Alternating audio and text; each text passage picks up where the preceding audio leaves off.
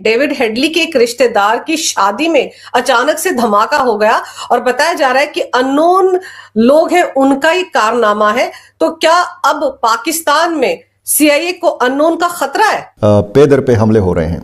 खैबर पख्तूनख्वा में कोई दिन ऐसा नहीं गुजर रहा जहां किसी न किसी जिले से अफसोसनाक खबरें नामौसूल हो रही हों। आपको किसने कहा? सर, हमारे खिते में एक बड़ी ताकत भारत तो है ना, मानना पड़ेगा, एक बड़ी बड़ी ताकत है। कहने से है अजीत दोवल, जिन्होंने धुरंधर फिल्म बनवाई है या बनाई है, ये कहा जा रहा है पाकिस्तान के अंदर, क्योंकि उनका उसके अंदर कुछ किरदार भी है। अब मार दिया उसको, तो मार दिया। याद रखिए पीएम साहब ने क्या बोला था, सातवें पाताल से भी ढूंढ निकालूंगा, चुन चुन कर हिसाब लेना मेरी फितरत है। अब समझ आ रहा है वो क्या बोल रहे थे।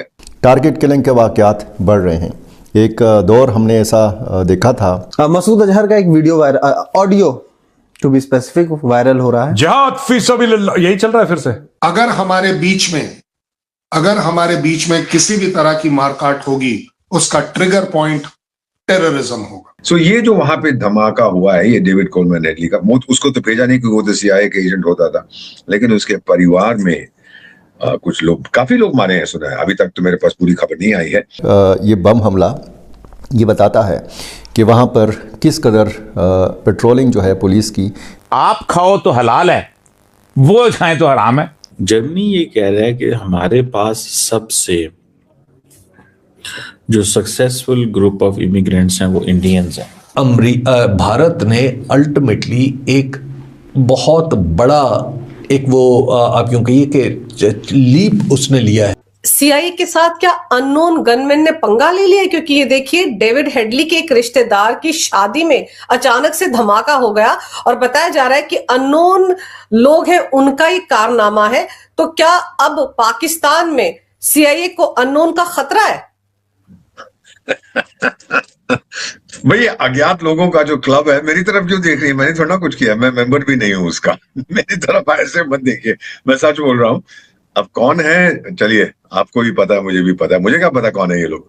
अब मार दिया उसको, तो मार दिया। याद रखिए पीएम साहब ने क्या बोला था, सातवें पाताल से भी ढूंढ निकालूंगा, चुन चुन कर हिसाब लेना मेरी फितरत है। अब समझ आ रहा है वो क्या बोल रहे थे।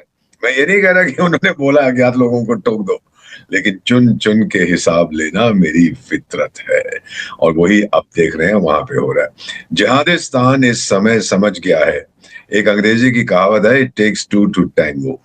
अगर आप सोचते थे कि हम मार खाते रहेंगे और कहेंगे यहां भी मार दे, यहां भी मार दे, वो इंडिया चला गया। ये भारत है। जैसे पीएम साहब ने कहा था, मारेंगे, हमारा सिद्धांत है, मारेंगे घर में घुस के। वही अब आप देख रहे हैं। तो जिहादिस्तान तो काफी हद तक अब शांत हो चुका है। और वहां की वो पिंडे वाली मुनिया, जो क्या नाम है उसका, मुन्नी बाई, जो अपने आप को फूल मार्शल या ऐसा कुछ कहती है, आदमी है क्या औरत है, अच्छा पका नहीं मुझे, तो वो जो है वो भी अब बड़ा खामोश होकर बैठा हुआ। आजकल तो नहीं कहता इस्लाम बड़ी सुपीरियर सिविलाइजेशन है, ये है वो है।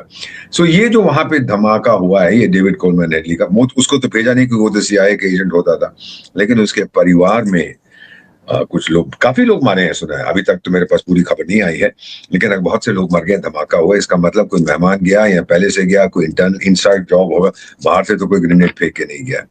तो अब ये सबक हल्के हल्के, मेरा मानना है, जिहादिस्तान के कुछ ग्रुप, कुछ एम्बेसडर्स हैं, कुछ रिटायर्ड जनरल्स हैं और दूसरे देशों के मेरे ग्रुप में, व्हाट्सएप ग्रुप में। अब वो एक जिहादिस्तानी राजदूत, ये वापस तो कोई जाता नहीं है, ये सब सेटल्ड है ओवरसीज। तो उसने लिखा है कि अब हमें समझ आ रहा है कि बदला क्या होता है।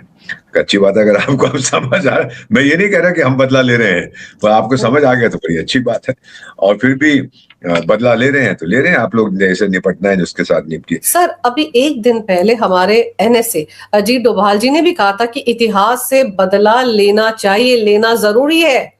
हालांकि उन्होंने ये भी कहा कि बदला अच्छा शब्द नहीं है, लेकिन इतिहास से बदला, किस तरफ इशारा करना चाह रहे थे वो?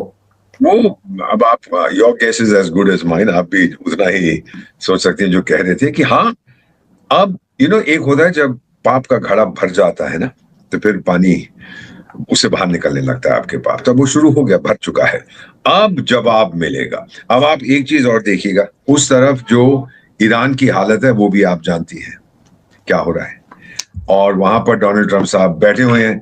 अभी जो ईरानियन विदेश मंत्री ने कहा, बिल्कुल सही कहा, कि ये जो वहां पे दंगे हुए हैं, इनको एनकरेज किया गया है।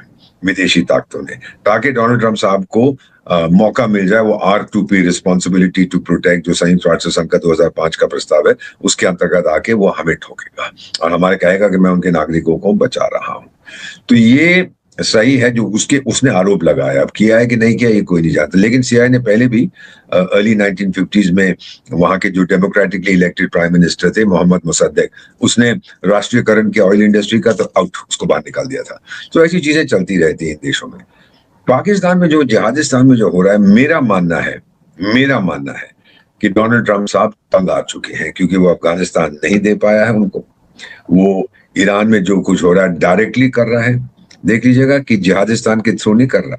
पहले तो लोग कहते थे वो जिहादिस्तान का इस्तेमाल करेगा, एयर बेसिस करेगा, कुछ नहीं, उसको जरूरत नहीं है एयर बेसिस की बेटा, वो लॉन्ग डिस्टेंस, आप मिड एयर रिफ्यूलिंग जहाज भी पहुंच गए हैं, इसका मतलब कि हवा में जहाज निकलता है, अमेरिका से निकलता है, उसको हवा में ही उसको भर दिया, फिर वो आगे जाएगा। तो ये चीजें जो आ रही है सब संकेत देती हैं कि अब ठुकाई होने वाली है और उसे जिहादिस्तान की आवश्यकता नहीं है।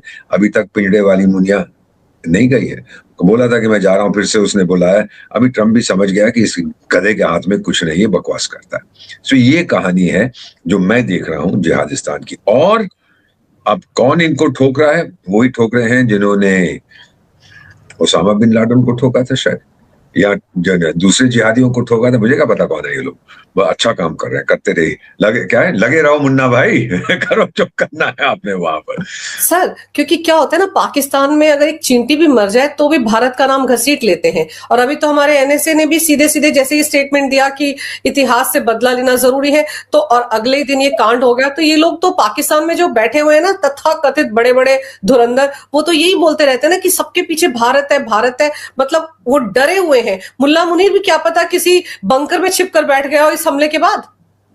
100% किसी बंकर में छिप के बैठ गया, कि उसको पता है कि अगर ये डेविड कोलमैन हेडली जो हमारा डार्लिंग था, स्वीट हार्ट था, उसके परिवार तक पहुंच गए तो फिर मैं कौन से खेत की मूली हूं, मुझे तो एकदम उठा लेंगे ये लोग। अब ये बता दे, कहता है कि मैं एक स्टेटमेंट दी थी कि ब्रसल्स में गया था पाकिस्तानी डायस्पोरा से मिलने के लिए, तो वहां बोला मेरी बस एक तमन्ना है, मैं मैदान जंग में शहीद होना चाहता हूँ। यार एड्रेस भेज दे, मैं तेरे को शहीद कर देता हूँ, दिक्कत क्या है उस बात।